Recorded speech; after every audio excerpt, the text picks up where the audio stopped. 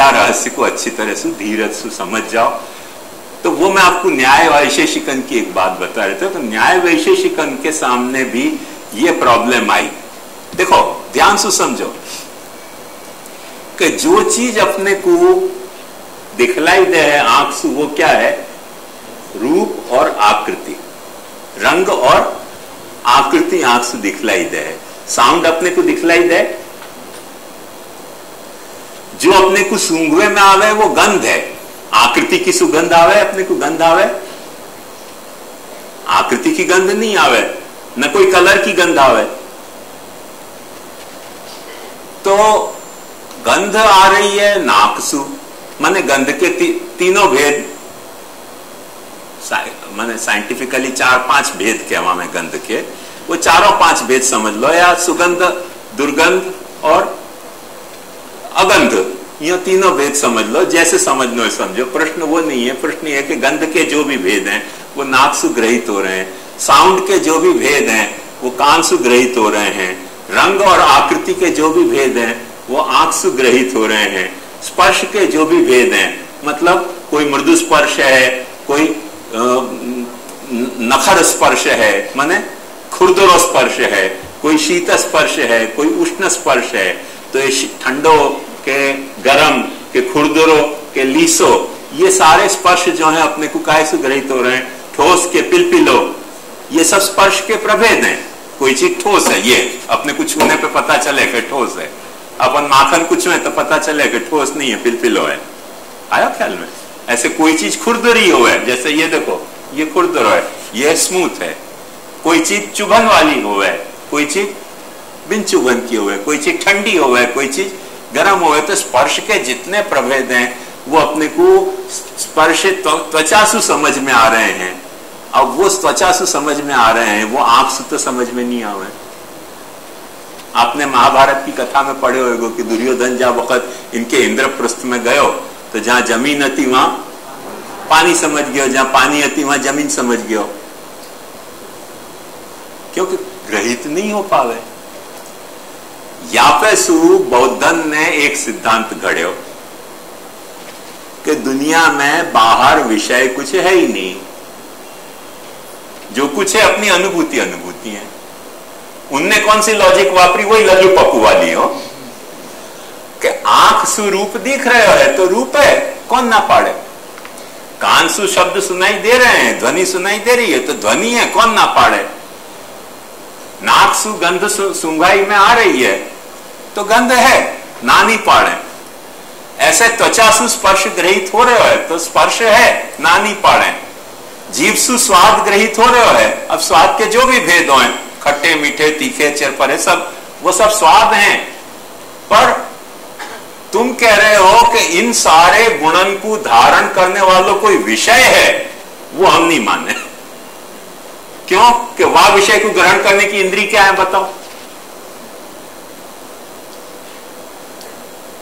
ये बड़ी भारी समस्या हो गई दर्शन के सामने।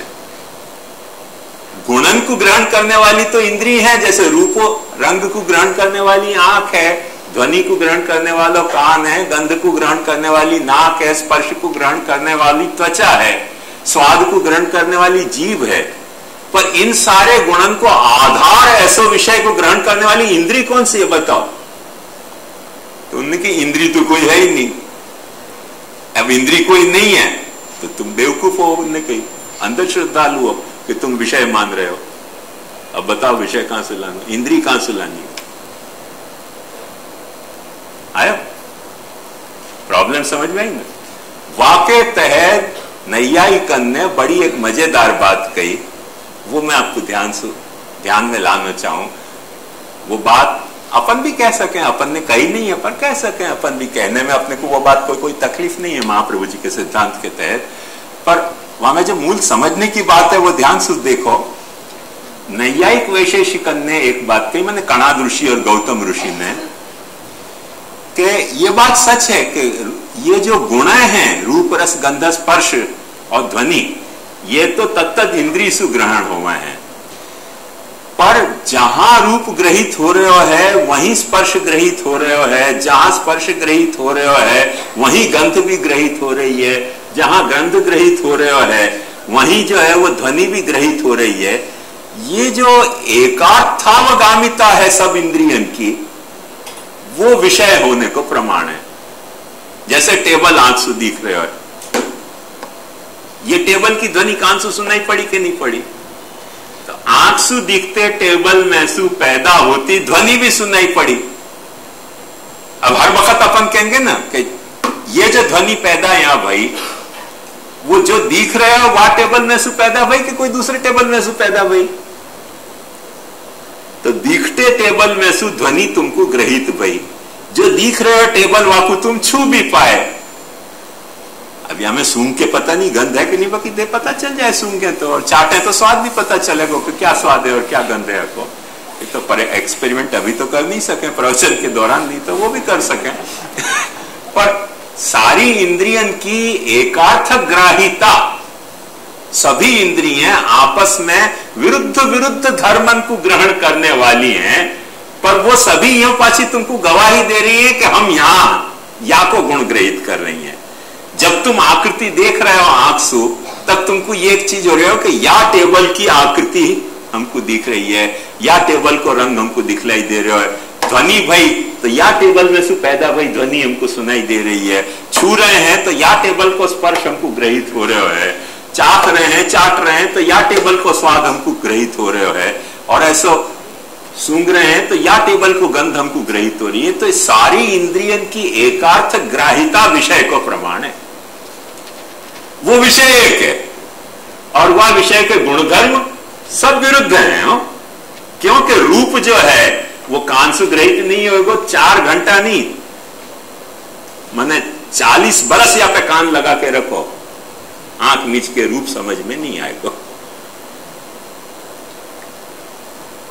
और 40 साल या कुछ छूते रहो, तो कितनों भी छुओ स्वाद समझ में नहीं आएगा कि टेबल को स्वाद क्या है। टेबल को स्वाद लेना है तो उधर ही होना पड़ेगा।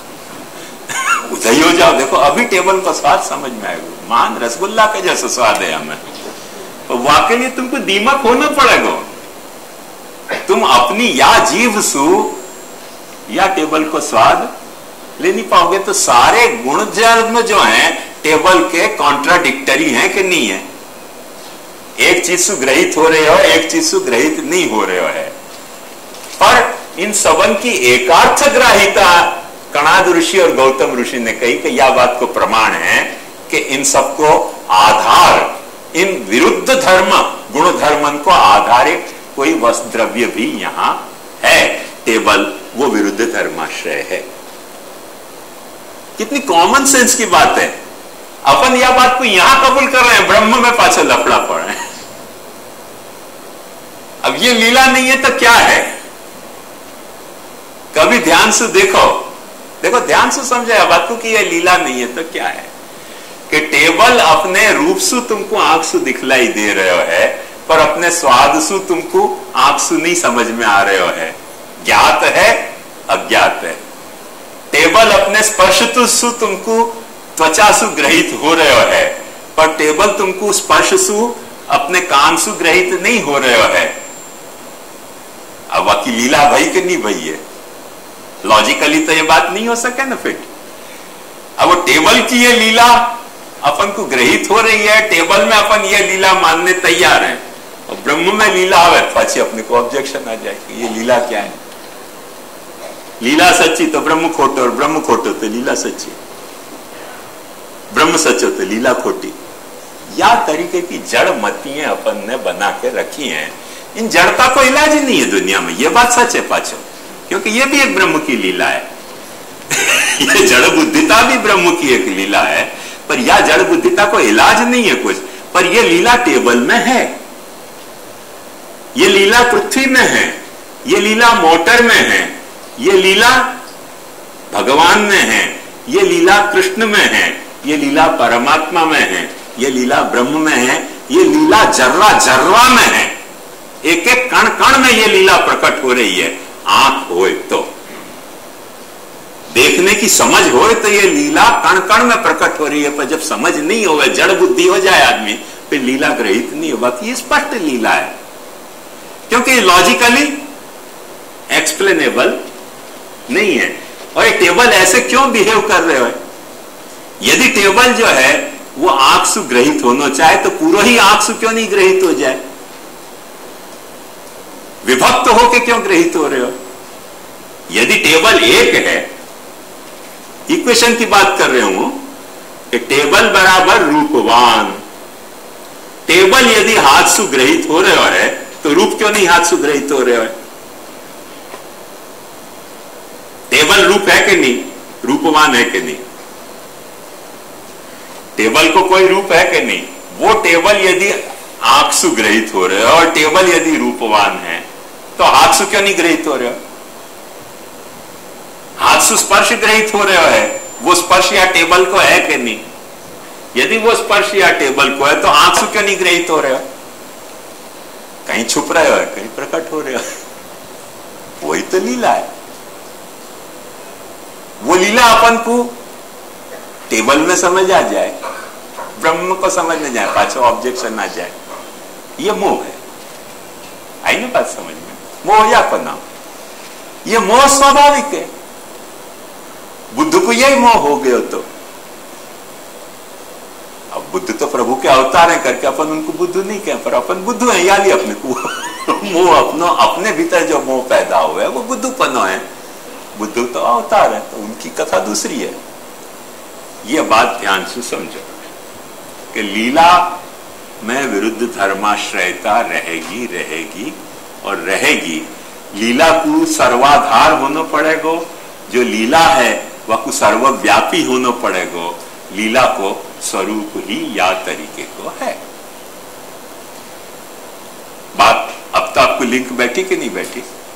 यदि ये लिंक बैठ गई हो तो आगे को विषय फिर आनंद से अपन चला सके हैं कि मैंने जैसे आपको समझाया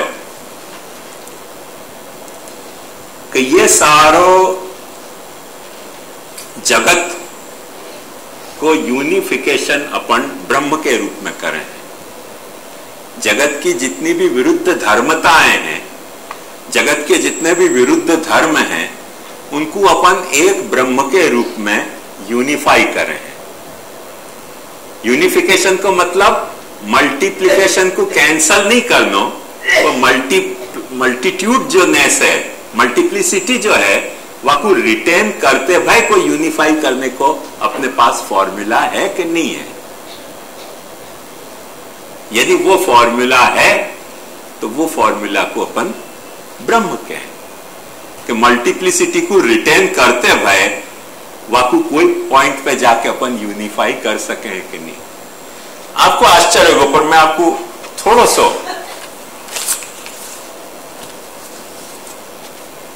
ऐसे बहुत कॉमन सेंस की बात है, कोई कठिन बात नहीं है, पर थोड़ा सा ध्यान देखोगे तो ध्यान दोगे तो समझ में आएगी ये बात।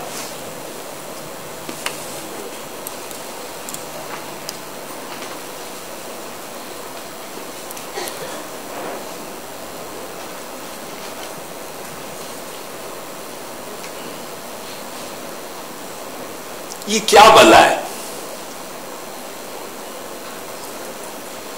गुजराती में अपन क्या कहेंगे? एक एकड़ो ने बे मींडा। बीजू कई छे? कई नहीं। अब एक एकड़ो और बे मींडा, वहां को अपन विस्तार करें तो कितना बड़ा होगा? रिवर्स में जाओ तो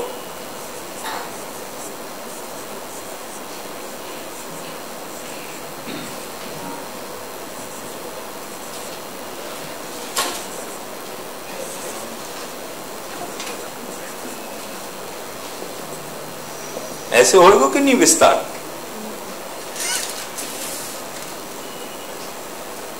सब यह एकड़ा, एक एकड़ा और बे मींडा में समाये हुए हैं कि नहीं? ये सब संख्याएं कहां दिख रही हैं? दिख कहां रही हैं? एकड़ा में नवड़ा कहां दिख रहे हो? 8 कहां दिख रहे हो? ये मींडा में 8 है का? ये मींडा में 7 है का? 5 है, 6 है कहां? यहां कुछ भी तो नहीं है। खोपड़ी चलाओगे ना तो सब समझ में आएगा कि जब एक और 2 मिंडा अपन ने लगा दिए तो वहां में 99 है, 98 है, 97 है, 96 है, 95 94 है, 88 है, 78 है, 68 है, 58 है, 48 है, 38 है, सब है वहां में, सबकी सब संख्या वहां मौजूद है। खोपड़ी चले तो समझ में आवे, नहीं तो समझ में नहीं आएगी। और ये सब संख्याएं एक दूसरे से क्रॉस करने वाली हो।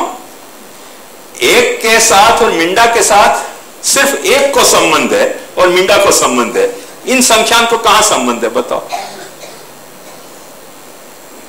इन संख्याओं को तो कोई संबंध नहीं है, पर सब 100 में समाई भई है कि नहीं समाई भई है?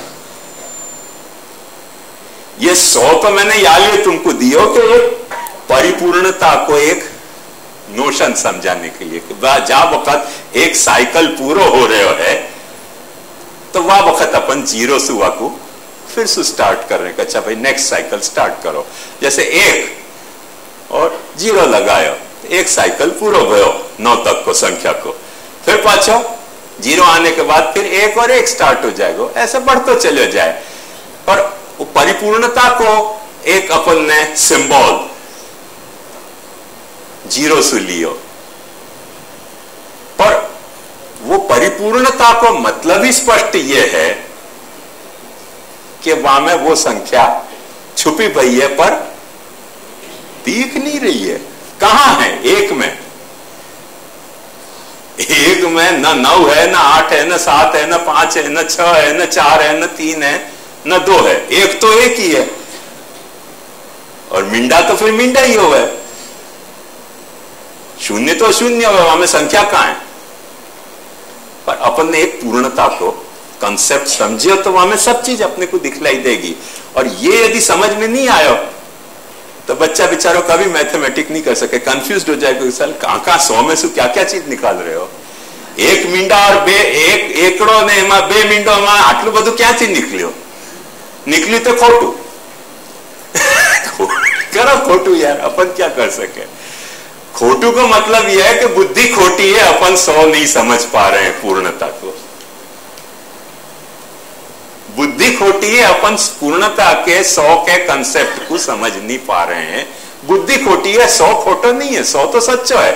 जब अपन 100 कह रहे हैं वहां तो स्पष्ट मतलब यह है कि सारी संख्याएं वहां में समाहित है 99 तक की। मेरी बात आई समझ में? पूर्णता को कंसेप्ट ऐसा ही है कि जो पूर्ण है वाकु विरोध पूर्ण होना ही पड़ेगा, और वो विरोध वहां नहीं दिखलाई देगा। यहां विरोध कहां दिखलाई दे रहे हो? कोई विरोध दिखलाई दे रहे हो? पर जब भी काउंटिंग शुरू करोगे 100 की, तब फिर सारे नंबर निकलेंगे वहां में से एक एक करके, निकलते ही चले जाएंगे सब नंबर। आई ना ख्याल में? सीधी सी बात है। पूर्णता को कंसेप्ट या ढंग को है, या बात को समझोगे तो ब्रह्म की बात को थोड़ी झलक मिलेगी, वरना झलक नहीं मिलेगी।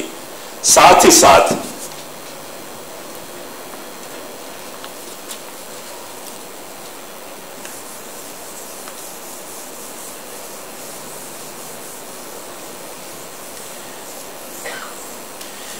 ये जो ब्रह्म को अपन ने सच्चिदानंद कहो,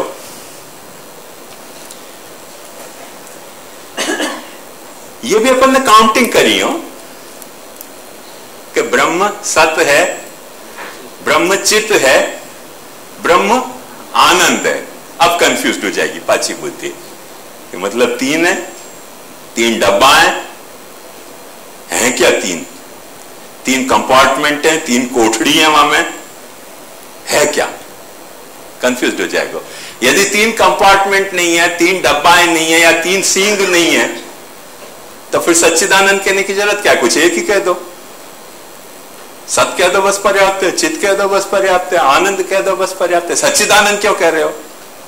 सच्चिदानंद कह रहे हो, 3 बात कह रहे हो ना, सत चित्त आनंद। गिनती स्टार्ट भाई, और लल्लू और पप्पू को अक्कल चलनी शुरू हो जाए। पची लल्लू पप्पू का महात्म्य ऐसा जबरदस्त है कि अच्छा ब्रह्म मतलब क्या? ब्रह्म बराबर सत चित्त और आनंद, ये तो 3 हो गए। अब लल्लू पप्पू की अक्ल स्टार्ट हो गई तुरंत।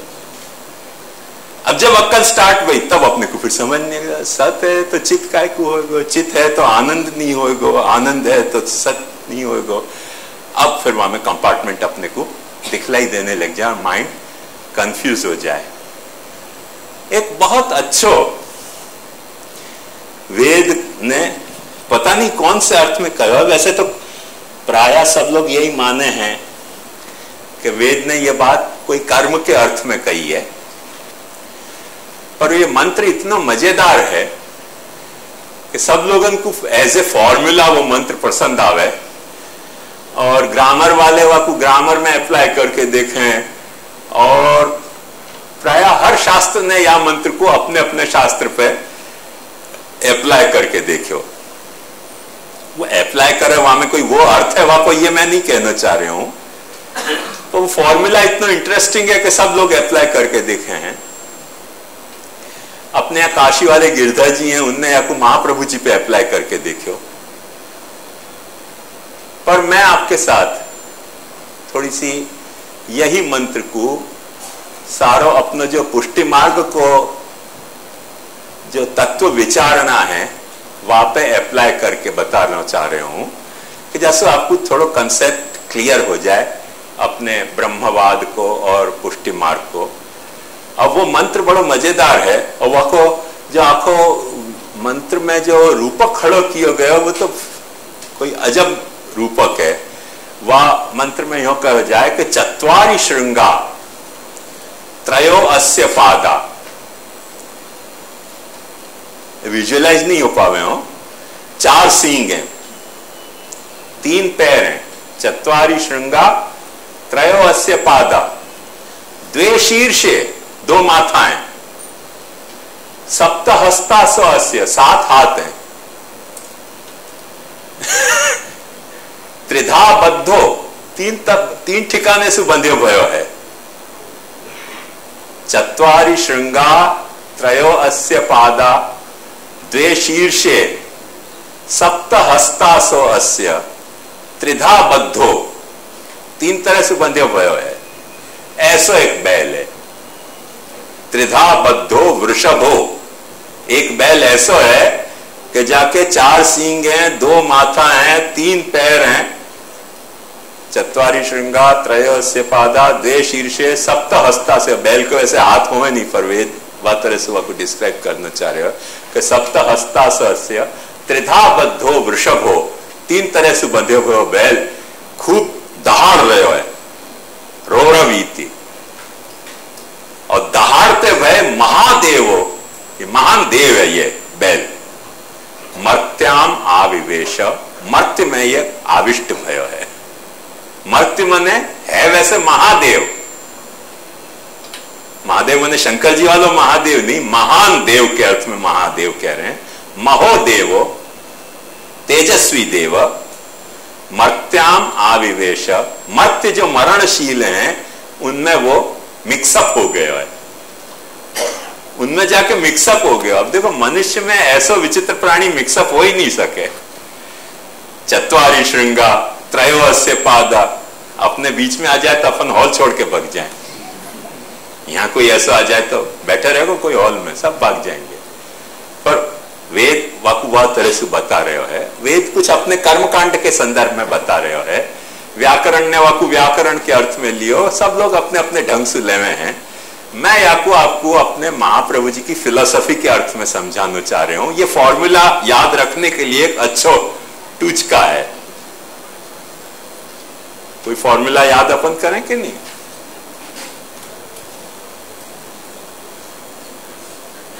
जैसे स्पेलिंग के अपन फॉर्मूला याद करें, हाँ?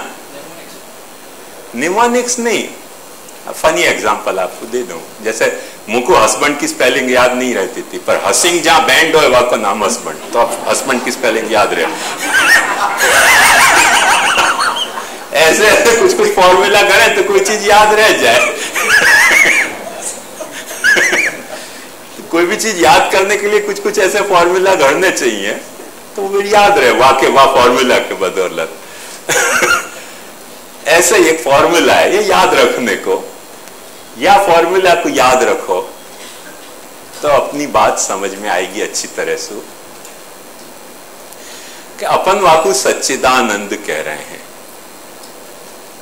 ब्रह्म सच्चिदानंद है।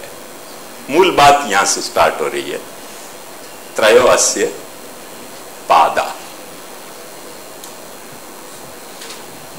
3 पैर पे ये खड़े हुए हो ब्रह्म में। आया ख्याल में? त्रयो अस्य पादा, एक पैर वाको सत्ता को है, एक पैर वाको चैतन्य को है। अब फिर लल्लू पप्पू की तरह पैर खोजने लग जाओगे तो लोचा हो जाएगा।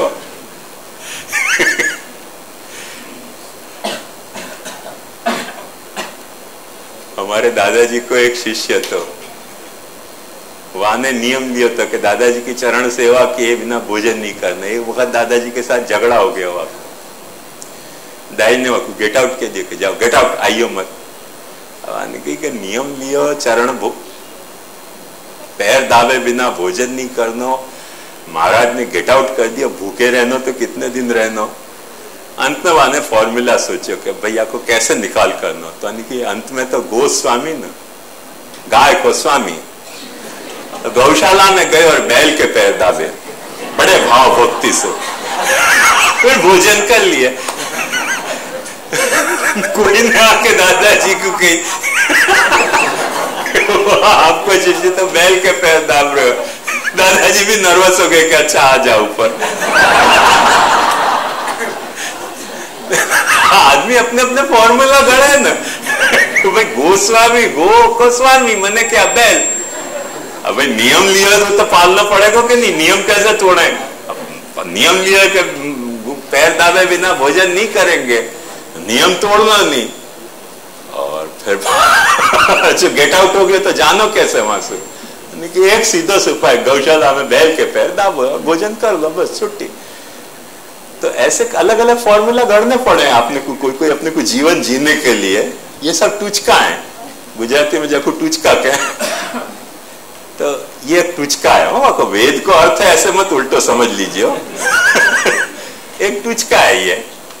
तो चत्वारि श्रृंगा त्रयो अस्य पादा, 3 पाद हैं जहां पे ये ब्रह्म खड़े हुए है।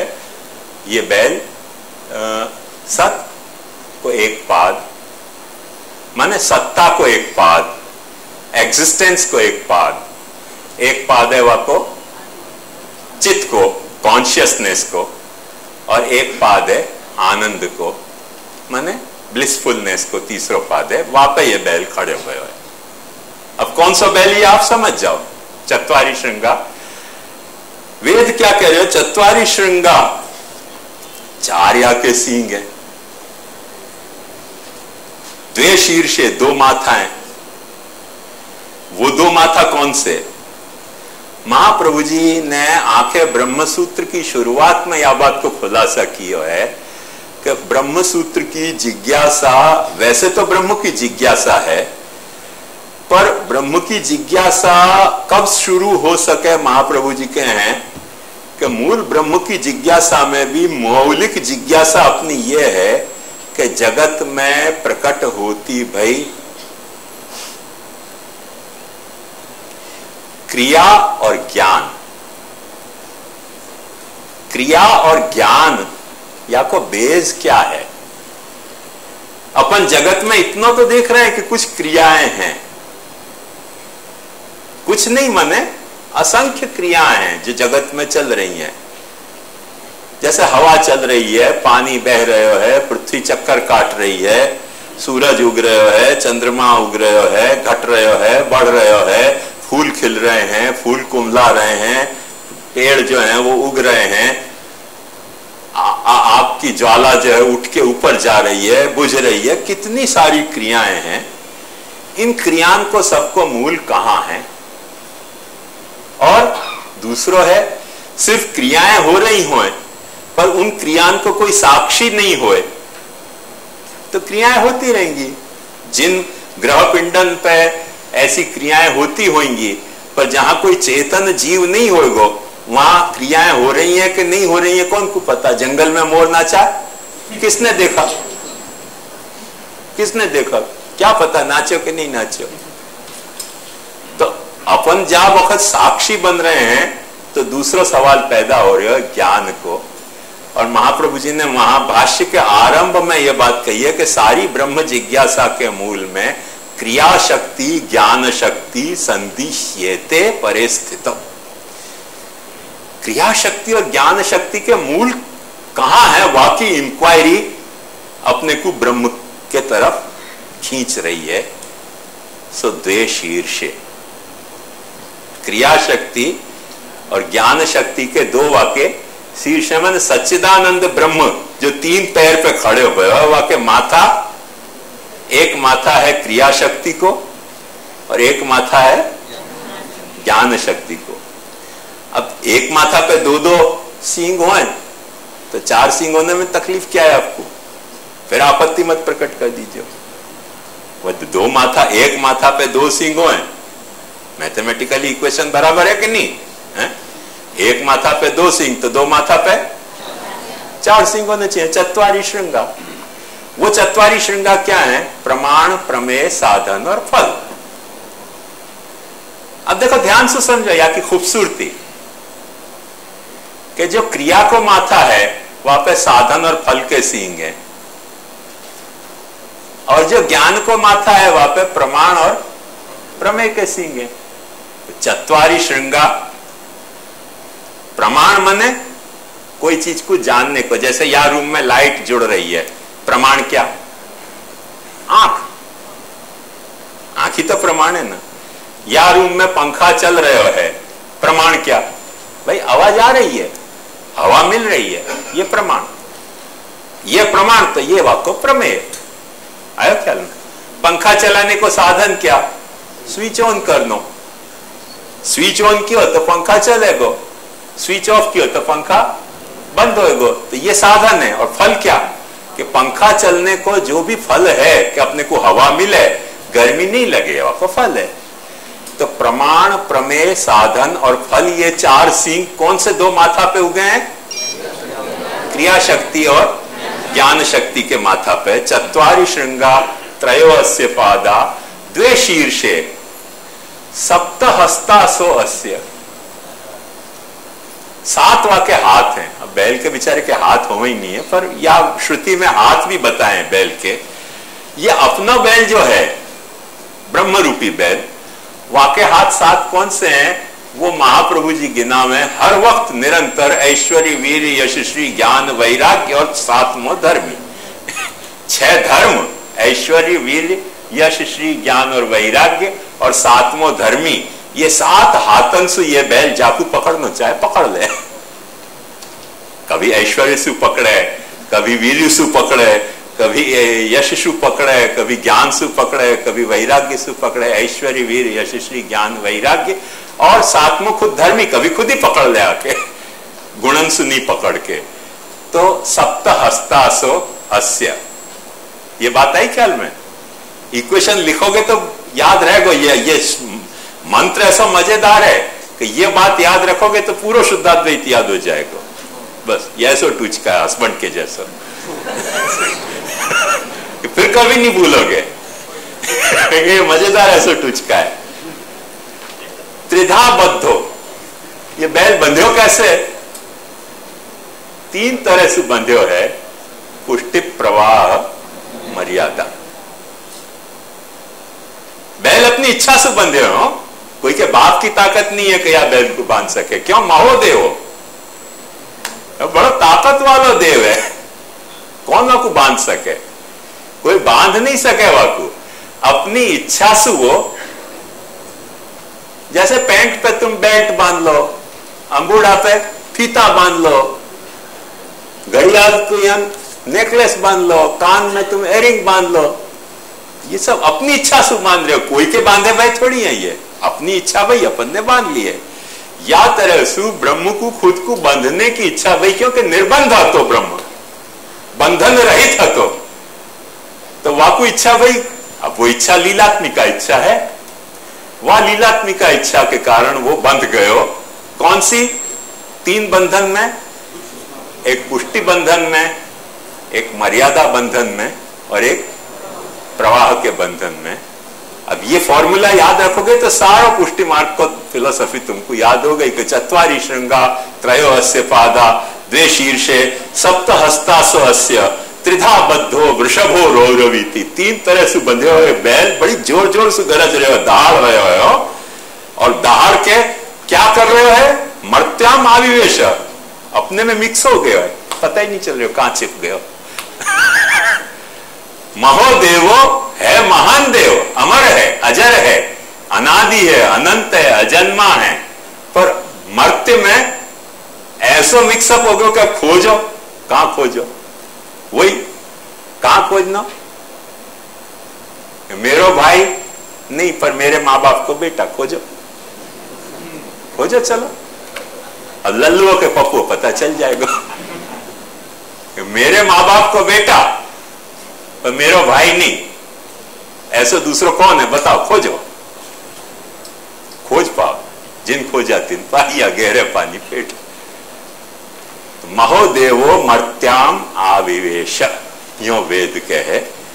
या रहस्य को अच्छी तरह से समझ जाओ कि अपने में वो मिक्सअप हो गया। जैसे बांग्लादेशी कैसे अपने हिंदुस्तान में आकर राशन कार्ड भी ले लें, झोपड़पट्टी भी बना लें, बिजली को कनेक्शन भी ले लें, और मिक्सअप हो जाए, कोई क्या सर्वेंट बन जाए, डोमेस्टिक सर्वेंट बन जाए, कुछ कुछ बन जाए, कुछ कुछ भाषाएं अपने की बोलने लग जाए, कहीं बाहर में नाचने लग जाए, सब तरह के काम कर रहे हैं, और पता ही नहीं चल रहा हो कि कौन बांग्लादेशी और कौन हिंदुस्तानी है। महोदेव मर्त्याम आविवेश, बंबई में कैसे मिक्सअप हो जा रहे हैं, या तरह से अपने में मिक्सअप हो गया, पता नहीं चल रहा कौन है, कौन है अपने में ब्रह्म? तू है, तुम ही नवेच। अपने को ऐसे हो जाएगा भाई वो मैं थोड़ी हूं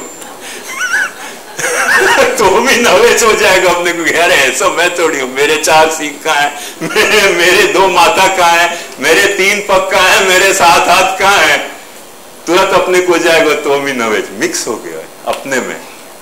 महोदेवो मर्त्याम आविवेश। बात आई मेरी समझ में? कोई कठिन बात तो नहीं है ना? बस तो ये टुचका याद रखोगे तो महाप्रभु जी को सारा सिद्धांत तुम्हारे हृदयगत हो जाएगा। ऐसा मजेदार टुचका है ये।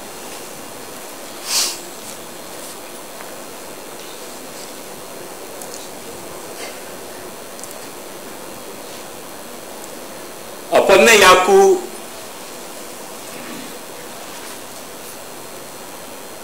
कल के प्रवचन में देखो तो द्रव्यं कर्म च कालश्च स्वभावो जीव एव च वासुदेवात् परो ब्रह्मन् न चान्योर्थोस्ति तत्वतः। सिर्फ थोड़ा सा रिफ्लेक्ट करने के लिए बात पे फिर से मैं याद दिवा दूं कि जब अपन प्रकृति कह रहे हैं, प्रकृति मतलब द्रव्य, नॉन कॉन्शियस मैटर, ये नॉन कॉन्शियस मैटर माने प्रकृति, जड़ वस्तु जितनी है वो सब प्रकृति है। वह प्रकृति में देखो कुछ काल काम कर रहे हो है, कुछ कर्म काम कर रहे हो है, कुछ स्वभाव काम कर रहे हो है, कुछ चेतना काम कर रही है। महोदेव मर्त्याम आविवेश। अपने कोई को काल कैसे काम कर रहे हो?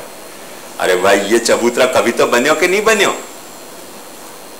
कोई काल में तो बनियो ना, कोई गिवन टाइम में तो बनियो।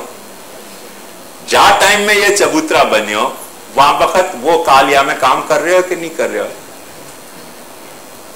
आजकल कार्बन टेस्ट हो गए तो कोई चीज कब पैदा भई, कितने साल पहले पैदा भई, वाकई कार्बन टेस्ट करके अपन जान सके, क्योंकि जब पैदा हुए तब से वो कार्बन को एमिशन स्टार्ट करे, और कितनो एमिशन भयो कार्बन को वासुवा की एज डिसाइड हो जाए। तो हर चीज कार्बन एमिट कर रही है, वो कार्बन टेस्ट में पता चले तो वासुवा की एज पता चल जाए। करोड़ बरस, 10 करोड़ बरस, 5 अरब बरस तक की भी पता चले साइंटिस्टन को, क्योंकि वो कार्बन टेस्ट वाकई ऐसी हो गए। तो काल काम कर रहे हो कि नहीं कर रहे हो? अपने को यहां में कहें कि काल कहां है, घड़ियाल बताओ कहां है? अरे घड़ियाल वालों काल नहीं, कोई टिक टिक टिक टिक टिक टिक टिक या के भीतर चल रहे हो, निरंतर काल काम कर रहे हो। अब वो निरंतर कुछ कुछ टिक टिक हो रही है, वो घड़ियाल की तरह नहीं है काल। क्योंकि ये घड़ियाल जो है ना, ये तो जो काल है वाको अपने द्वारा पैदा किया भयो एक खोटो पैमाना है, पैरामीटर है। ये थोड़ी कोई काल है। यदि ये काल होता तो ये तो बंद ही नहीं होनी चाहिए। अपन घड़ियाल से काल समझे, घड़ियाल काल नहीं है। घड़ियाल तो जो काल है वाको अपने द्वारा खड़ो किए गए एक मीटर है कि भाई वह काल चल रहा है, वाको नापनो कैसे, तो अपन ने घड़ियाल बना दी। कैसे नाप लो? पुराने जमाना में सूर्य की घड़ियाल बना देते थे ऐसी तिरछी, तो सूर्य की छाया चलती रहती हो, ये कांटा के ठिकाने। हमारे किशनगढ़ में हमारे बचपन में कटोरी होती थी, एक ऐसा तपेला होता, डेगचा होता, वहां में कटोरी होती, वहां में बीच में छेद होता, वह कटोरी को तैरा देते। एक कटोरी डूबे मने 24 मिनट होतो, 2 कटोरी डूबी मने 48 मिनट। तो कोई भी पैरामीटर बना दो, कोई जरूरी नहीं है कि ये कांटा ही चलना चाहिए। अभी ये डिजिटल जो आए हैं उनमें कांटा कहां चले, नंबर चले, तो अपन वास्तु भी पहचान सकें। तो ये काल नहीं है। काल को मतलब कि वस्तु के भीतर कुछ टिक टिक टिक टिक चल रहे हो है। बात समझ में ही ना? कोई टाइम या के भीतर काम कर रहे हो है, अपने कोई जल्दी से समझ में नहीं आवे। पर एक बात ध्यान समझो कि जो चीज बनी अभी यहां की तो नहीं, पर जैसे 20 साल 25 साल 50 साल पुराने घरन में जाके देखो, पत्थरन के जो दादराएं बनाई ना, वो चलने के कारण कालक्रम में घिस घिस के झुक गए हुए हैं। सीढ़ी पे देखिए जाके, वो सीढ़ियां बनाई थी यूं, तो निरंतर आदमी चल रहे हो है, तो काल क्रम में वहां में घिसाव ऐसा आयो कि वो सीढ़ी कोना पे जो कोर है वहां पे झुकी सी हो जाए। ये कैसे झुकी? क्योंकि काल वहां में काम कर रहे हो। जैसे अपना शरीर पैदा भयो और काल काम कर रहे हो करके बूढ़ा हो जाए, ऐसे हर जगह काल काम कर रहे हो है, कोई न कोई रूप में। अब अपन ने पाछी जिद पकड़ी कि अच्छा काल ही काम कर रहे हो, अरे स्वभाव भी काम कर रहे हो। कुतुब की लाट देखो, कुतुब की लाट जो है ना, वाकई वहां वो लोहा की वो है बनाई भाई, अशोक की लाट। अब वो खुले में पड़ी भाई है, न तो हमें काट चढ़े है न वो झांकी पड़े, ऐसी कैसी चमक रही है। तो कुछ स्वभाव भी तो हमें है ना, काम कर रहे हो स्टेनलेस को। नहीं तो सामान्यतः तो लोह को काट चढ़ते कितना देर लगे खुले में। कुछ स्वभाव भी काम कर रहे हो, कुछ स्वभाव उन सीढ़ी में भी काम कर रहे हो। कोई सीढ़ी को स्वभाव नहीं काम कर रहे हो, जो सीढ़ी निरंतर घिसाती जा रही है उनमें स्वभाव नहीं काम कर रहे, ऐसी बात नहीं है, वहां स्वभाव भी काम कर रहे हो। तो काल काम कर रहे हो है, स्वभाव काम कर रहे हो है, और कर्म भी काम कर रहे हो, कुछ न कुछ उनमें एक्शन रिएक्शन हो तो रहे। अब देखो आपको एक मजेदार बात बताऊं, अपन लोग इनको सबको बहुत शौक चल रहा है, कैसे बस बाथरूम बनाना है ना, मार्बल को बनाओ। कोई पागलपन चढ़े हुए सबके दिमाग में मार्बल के बाथरूम बनाने को। 4-6 महीना हुए नहीं नहाने के, अब वो पीला पड़ना शुरू हो जाए। क्यों पीला पड़ना शुरू हो जाए? सफेद तुम बनाने गए और वहां में पीलो क्यों पड़ गए? क्योंकि वो एब्जॉर्ब करे है तुम्हारा नहाया भयो साबु को और पानी को। अब वो पीलाशवा में आनी शुरू हो जाए बाथरूम में, मार्बल में। तो काल कर्म भी कुछ न कुछ हो रहे होगा वहां में एब्जॉर्प्शन को, तभी तो वो पीलो पड़ रहे हैं ना। ये तो यहां घाट पे तुम जाओ ना, तो वो कौन की नोज है, जॉन्स नोज है, यहाँ अपन खंडाला चढ़े तब, तो वो वहां को जो गवर्नर है तो वहां की नाक के जैसा एक पहाड़ हो गया है, वहां की नाक की शेप का पहाड़ हो गया है बंबई के गवर्नर की। तो कुछ न कुछ वो ऐसा ही थोड़ी कोई निकली होगा, काल कर्म स्वभाव ने कुछ कुछ काम कियो करके वो नाक के जैसा वहां को शेप हो गए। तो जो भी द्रव्य है जाको अपन ठोस समझ रहे हैं, वो कोई भी द्रव्य इतना ठोस नहीं है कि वहां के भीतर काल कर्म और स्वभाव भरे भय नहीं होवे। और पहले अपन यो समझते थे कि चेतना अपन चेतना है, क्योंकि अपन को लल्लू पप्पू की तरह हो गए कि हम चेतन है करके, हम नहीं है, वो सब जड़ है। तो वो गए जमाना, गणपति बापा मोरिया हो गए, वो जमाना गए। हर जगह कुछ चेतना भी काम कर रही है। तो हर द्रव्य में काल कर्म, हर प्रकृति में काल कर्म स्वभाव और पुरुष मौजूद है, और हर पुरुष में प्रकृति काल कर्म और स्वभाव मौजूद है। अब सब में सब मौजूद है तो फिर भेद कैसे भयो? भाई भेद ही तो ऐसे ही तो होएगा कि सब में सब मौजूद है, फिर भी सब एक दूसरे से भिन्न है। ये छोटे मोटे हर स्केल पे अपन यह बात को समझ सके हैं, और जब यह बात को नहीं समझे हैं तब अपने को सारे दर्शनन के मोह पैदा हुए हैं कि जड़ है तो चेतन नहीं है, चेतन है तो जड़ नहीं है, काल जो है वो तो जड़ को आधार है, और जड़ जो है वो तो काल में पैदा हुआ है। अरे काल में पैदा हुआ है और जड़ में काल पैदा हो रहे है। कार्बन टेस्ट नहीं तो काय बात का प्रमाण है? स्वभाव से जड़ पैदा हो रहे है और जड़ में पाछो एक स्वभाव पैदा हुआ है। बात नहीं समझ? पुस्तक अपन बना लेना, नए से नए कागज लेके आवे, घर में कोई 25-30 साल पुरानी पुस्तक जाके देखियो, वहां के कागज पीले पड़ गए होंगे। क्यों पीले पड़ जाए? कोई कलर बॉक्स लेके रंगवे गए तो कहां पीले क्यों पड़े? कुछ कर्म अंदर चल रहे हो, अपने को दिखलाई नहीं दे रहे हो कि कौन सी तारीख के दिन भाई साहब को पीलिया भयो। कौन से दिन पीलिया भयो की कोई डेट नहीं है, कब वाकू जर्म्स लगे पीलिया के, वाकई कोई इन्फेक्शन की डेट नहीं है। काल कर्म स्वभाव प्रकृति पुरुष पुस्तक ला के रखी नहीं तुमने घर में, रो टिक टिक टिक टिक शुरू हो जाए पुस्तक में कि कागज धीरे धीरे पीले पड़ना शुरू हो गए। धीरे धीरे जो हमें लचीलोपन है वो सूखने लगे। अब पानी तो हतो ही नहीं, आयो कहां से पानी, सूख्यो कैसे? हतो ही नहीं पानी। अरे नहीं हतो तो नहीं हतो, पर हतो पानी हमें कुछ। अपन कह पानी हमें है तो चलो पी पी के कागज को चाप के देखें पानी मिलेगा। यार तुमको नहीं मिलेगा, उदय को मिलेगा। ग्रंथों से राख्या कबाट में भरी भरी बुद्धि ने सुधारवा, उदय को पानी मिले वहां में, अपने को नहीं मिले। तो यह बात को ध्यान से समझो कि वहां में पानी भी है, वहां में हवा भी है, वहां में पृथ्वी भी है, वहां में तेज भी है। वहां में आकाश नहीं हो तो सब एंटर होंगे कैसे?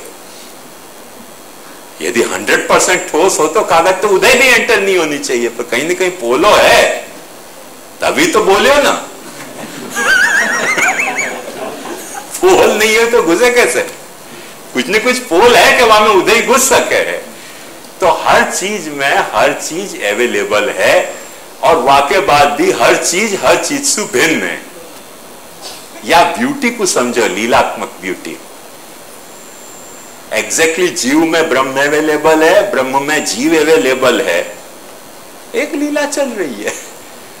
जड़ में काल कर्म स्वभाव और पुरुष अवेलेबल है, पुरुष में माने मैटर काल कर्म स्वभाव अवेलेबल है, पर पुरुष पुरुष है, जड़ जड़ है। अब पुरुष है तो फिर एक ही हो गए कि दो है? अब सोचते रहो, तो गिनोगे तो सर्वोपि भ्रमः परिगणनात्मक। परिगणना करके तुम समझ नहीं पा रहे हो, समप नहीं कर पा रहे हो, माने 100 तुमको नहीं मिल रहे हो है तो भ्रम पैदा हो जाएगा। जादिन 100 तुमको मिल गए हो, पूर्ण संख्या, 100 का मतलब पूर्ण संख्या, पूर्ण संख्या माने ब्रह्म, वो मिल गई तो ब्रह्म को कोई सवाल नहीं है, सब लीला ही लीला है हमें। और ब्रह्म नहीं मिले तो हर नंबर एक दूसरे से अलग है। 102 अलग है, 203 अलग है, 304 अलग है, 405 अलग है, 506 अलग है, 607 अलग है, 708 अलग है, 809 अलग है और 900 अलग है।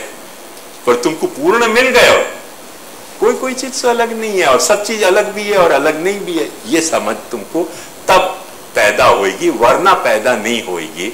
ब्रह्म को समझने के लिए या तरीके को अपना माइंड अपने को ओपन रखना पड़ेगा।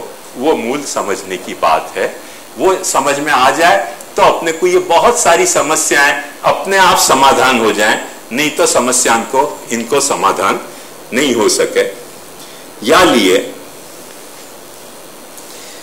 जब ये बात समझ में आएगी तो तुमको अच्छी तरह से ये भी समझ में आएगा कि महोदारता में मोहजनकता कैसे है। अभी वो आपको एक्सप्लेन नहीं कर रहा हूं, पर टेंटेटिवली अपने आप को या बात को एक्सेप्टेबल होने के लिए अपने माइंड को तैयार रखो कि महोदारता में कहीं मोहजनकता भी है और मोहजनकता में कहीं महोदारता भी है, क्योंकि अपन ने इतने सारे माने वेरिएशन में या फिनोमिना को विरुद्ध धर्माश्रयता को जांचो है, परख्यो है, या लिए अब अपने आप को अपने को टेंटेटिवली तैयार करना चाहिए कि महोदारता में मोहजनकता कैसे है और मोहजनकता में महोदारता कैसे है। थोड़ा सो या प्रश्न के डिटेल में जाने के पहले, क्योंकि अपन कृष्णास्य के स्वरूप की चिंता कर रहे हैं और कृष्ण को मैंने तुमको एक पहलू सिर्फ समझाया, विराट को। वहां मैं अर्जुन के मोह को पहलू भी समझाया कि जहां विराट को देख के अर्जुन को मोह पैदा हो रहा है, वह मोह को भगवान कह रहे हैं कि ये तो मैंने तेरे को दी भाई दिव्य दृष्टि है। देवाप्यस्य रूपस्य नित्यम दर्शन कांक्षिणा। देवताएं बेचारे तरसते रहे मेरे यहाँ रूप को देखने के लिए कि कभी दर्शन हो जाए ऐसा। अर्जुन कह रहे भाई देवता तरसते होंगे, अब ज्यादा से ज्यादा तुम गाली दे दीजिए कि मैं देव नहीं हूं, आसुर हूं, पर भाई मेरे ये रूप नहीं देखना, मेरे तो तेने ही रूपेण चतुर्भुजेन सहस्रबाहो भविष्यमूर्ते। अब देखो समझने बैठो है कृष्ण सु, कृष्ण को कोई खुद को फितूर नहीं चढ़ी है हो कि मुझको मेरा विराट रूप दिखाने। अर्जुन ने कही है कि मन्यशा यदि तच्छक्य मया दृष्ट मत, तू यदि सोचते हो कि मैं देख सकता हूं तो दिखा दे। खुद की रिक्वेस्ट पे दिखाया है भय रूप को देखने के बाद अर्जुन को मोह पैदा हो रहा है कि भाई ये तो बहुत भयंकर बात है, अपने से नहीं झीली जाएगी। कोई से झीली जाए, कोई से नहीं झीली जाए। देवाप्यस्य रूपस्य नित्यम दर्शन कांक्षिणा, अर्जुन से नहीं झीली गई। अर्जुन ने फिर कही कि भाई उपसंहार विश्वात्मना दो रूपम अलौकिकम, जैसे वसुदेव देवकी जी ने कह दी कि भाई ये तो ये पैलेटेबल नहीं है अपने को, है ख्याल में। तो मैं वहां कृष्ण के कुछ मजेदार पहलू जो भागवत ने ट्रेस आउट करके अपने को बताए हैं कि कैसे वो महोदार है और कैसे वो मोहजनक है। भागवत बहुत सुंदर ढंग से कहे यह बात को, तमयम मन्यते लोको लोक यसंगम अपि संगिनम आत्मौपमेन मनुजम व्यापरणवानम यतो बुधा।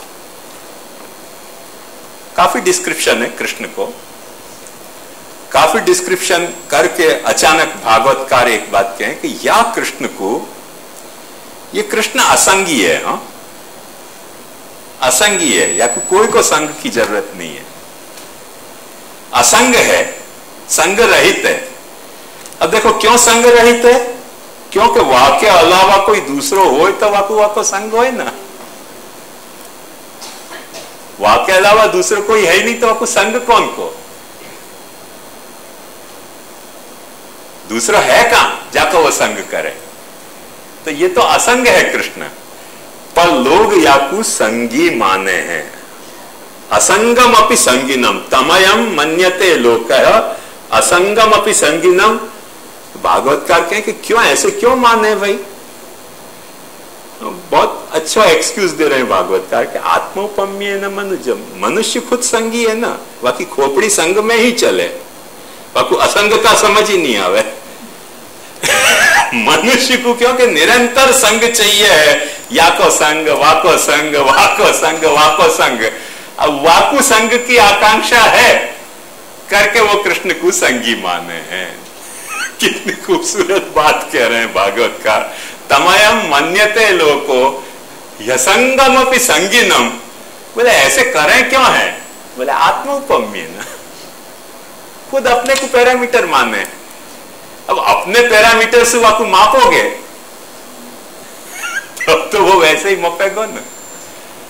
वहां में तो की प्लास्टिसिटी है कि जा पैरामीटर से। कल मैंने आपको मजेदार बात बताई थी ना कि दूध को अपन जो है वो मापने के लिए ऐसा 4 फुट दूध लाओ ऐसे नहीं कह सके। क्यों नहीं कह सके? क्योंकि दूध वह 4, जैसे दूध को यूं करे ना, हो जाए ना 3-4 फुट ऊपर हो जाए धारा। अब कोई जाके दूध वाले को कहेगा 4 फुट दूध लाओ, तो बेचारा लावे कहां से 4 फुट दूध? दूध मांगने के लिए अपने को लीटर कहना पड़ेगा, फुट नहीं कहना पड़ेगा। कपड़ा के लिए अपन कहें कि 4 लीटर कपड़ा दो तो मुश्किल हो जाएगी। अब कोई धंधा करते हो रूई की गांठ को या कोई अनाज की गांठ को, और वरराजा खोजने जाए कि 2 टन वरराजा लाओ के हाल क्या होंगे ये तो सोचो। 2 टन को वरराजा आ गया तो, और कहीं 2 टन की वररानी आ गई तो कचरा ही हो जाए घर में रखने का। तो हर एक चीज के मापने के अपने अपने पैरामीटर है। वो या पैरामीटर सु अपन के भाई 2 टन के वरराजा नहीं मिला, अच्छा 5 टन को दे दो। अगर टन को वरराजा मांगना बेसिकली रॉन्ग डिमांड है। बात समझ में है कि नहीं? पैरामीटर पर आदमी की आदत पड़ जाए अपने पैरामीटर से हर चीज को मापने की, अपने पैरामीटर से मापने की आदत पड़ जाए करके अपन संगी है करके अपन कृष्ण को भी संगी के तरह से संग के पैरामीटर से मापे हैं। कि कियो के नहीं संग, संग कियो ना संगी है।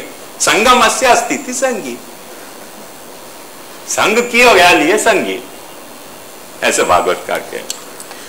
आत्मोपम्येन मनुजम व्यापरणवानम, क्योंकि अपन कोई के बीच में मिक्स क्यों हुए हैं? संग की कामना हुए, वाको संग मिले या लिए अपन मिक्सअप हुए। तो अपन क्योंकि संग पाने के लिए कोई सु मिक्सअप हुए या लिए भगवान जिनसे मिक्सअप हो रहे हैं, जरूर भगवान उनके संगी होंगे। लीना हाथ पकड़ के अब कहां जाएगा रे, अपने को हो जाए पकड़ा गए ना, देखो तुम भी संगी हो। भागवतकार कह रहे हैं तुम अपने पैरामीटर से वाकू माप रहे हो, वो मपेगा नहीं, वो मपेगा नहीं या पैरामीटर पे। क्यों नहीं मपेगा? वाकई बड़ी मजेदार बात भागवतकार बता रहे हैं। भागवतकार कह रहे हैं एतद ईशनम ईशस्य प्रकृतिस्थोपि तद्गुणै न युज्यते सदात्मस्थे यथा बुद्धिस्तदाश्रया। ये ईश है। ईश माने तुम जो हो वो अनीश हो। तुम जब भी लार टपका रहे हो ना संग के लिए, तो तुम संग के लिए लार टपका रहे हो, वहां में तुम्हारी अनीशता प्रकट हो रही है। ये कितना ईश है कि ये संग के लिए लार नहीं टपका हुआ है। जब याकू संग करनो है ना तो सा आत्मानम द्वेधा पाते पतिश्च पत्नी चाहत। लार टपकाने की तुम्हारी तरह जरूरत नहीं है। कह रहे भाई कुंडली मलावी लो, कुंडली मलवा ना संतोष थतो होय તમારા પડોશીને પૂછી લેજો કે છોકરો કેટલો લાયક છે। અરે ભાઈ છોકરો લાયક છે પાડોશીને કેમ પૂછે? છોકરાને જ ના પૂછે, मतलब છોકરાને પૂછી लो ना, इंटरव्यू करी लो, क्योंकि लार टपक रही है अपने को। अपन आत्मोपम्य न वाकु मान रहे हैं। आत्मोपम्य न अपन वाकु माप नहीं सकेंगे, क्योंकि अपन जब वक्त संग कामना कर रहे हैं वहां अपनी अनिश्चितता प्रकट हो रही है। और वो जब संग कर रहे हो है तो वहां में या तरीके को ईशित्व है कि वो आत्मानम द्वेधा पातयत। वाकु कुंडली मिलाने की जरूरत नहीं पड़े, वाकु बायोडेटा मंगाने की जरूरत नहीं पड़े, वाकु मने वो मैरिज क्या है शादी.com में अपनी जो है वो बायोडेटा को ऐसा फीड नहीं करने पड़े हैं। आत्मानम द्वेधा पातयत पतिश्च पत्नी चा भवताम है। तो तुम अपने पैरामीटर से जा वक्त वाकु मापने जाओगे तब तुम कुछ न कुछ खोटो ही समझोगे। एतद ईशनम ईशस्य, ये तो आपको ईशन है, भागवतकार के है। प्रकृतिस्थो भी तद्गुणे, वो प्रकृतिस्थ होने के बावजूद भी तद्गुणे न युज्यते, वो अपने आप को उनमें सु जुड़े बिना भी रह सके। अब अपने कहें ये प्रकृतिस्थ है तो प्रकृति गुण से रहित कैसे हो सके? अरे भाई सीधी सी बात है, कीचड़ में से कमल खिले पर कीचड़ कहां लेके खिले? है तुम्हारे में सामर्थ्य? एक दिन कोई पोखरा में डुबकी लगा के देखो, बाहर आके देखो कितनो कीचड़ तुम्हारे बॉडी पे होएगा। कमल के पत्ता में वो हुए, इतनी कोई कठिन बात नहीं है। पर वो क्योंकि आदमी की खोपड़ी उल्टी चले ना, क्योंकि अपन एक कमल के पत्ता जितनी हैसियत भी ब्रह्म की भगवान की मानने में कतराने लग जाए। अरे क्षुद्र कमल का पत्ता में जा वक्त वो सामर्थ्य है। लिप्यते न स पापे न पद्मपत्र मेवाम भसा, पद्मपत्र जो है वो कीचड़ में से निकलने के बावजूद भी कीचड़ को एक दाग अपने पे लेके नहीं आवे, एकदम साफ सुथरा निकल जाए। पद्मपत्र में वो क्षुद्र में वहां में इतनी शक्ति है, तो परमात्मा प्रकृतिस्थ होने के बावजूद भी प्रकृति के गुणन से युक्त नहीं होवे, वहां में तुमको आश्चर्य क्यों होना चाहिए? पर पाछो अपने को आश्चर्य हुए, प्रकृतिस्थ सब है ना, मैंने प्रकृति के गुण तो एक्वायर करे ही होंगे वाने जरूर, क्योंकि अपने माइंड में चोर बसे हुए है ना। पी लिया अपने को है करके जगत पीलो दिखे।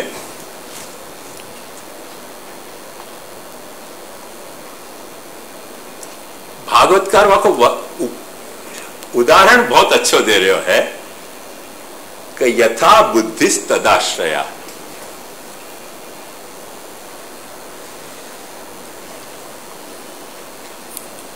अरे महाप्रभु जी नहीं समझाए ना, कोई के बाप को समझ नहीं आवे। महाप्रभु जी कह रहे हैं कि यहां बुद्धि पाठ नहीं है, अबुद्धि पाठ है। महाप्रभु जी कह रहे हैं हाँ अबुद्धि पाठ है। क्यों अबुद्धि पाठ है? देखो खूबसूरती से समझो। श्रिया पुष्ट्या गिरा कांत्या विद्या विद्या तथा, भगवान की 12 शक्ति में एक शक्ति अविद्या भी है। अविद्या शक्ति वहां में